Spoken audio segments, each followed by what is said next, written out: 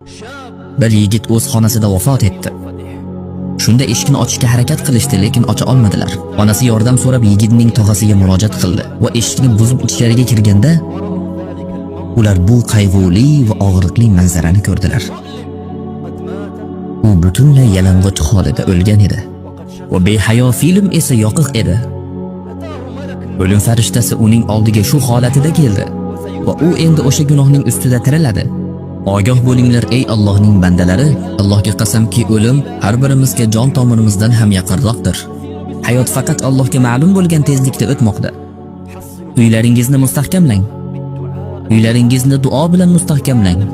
Nabiy alayhissalom aytadilar: ummatimga shunday zamon keladiki, unda dinini mahkam tutgan kishi xuddi qo'lida qizigan cho'g'ini tutib turgan inson kabi bo'lib qoladi.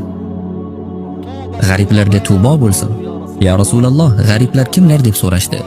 U zot insonlar buzilib ketsa ularni to'g'irlaydiganlardir dedilar. Insonlar fasod qilsa ularni isloh qiladiganlardir.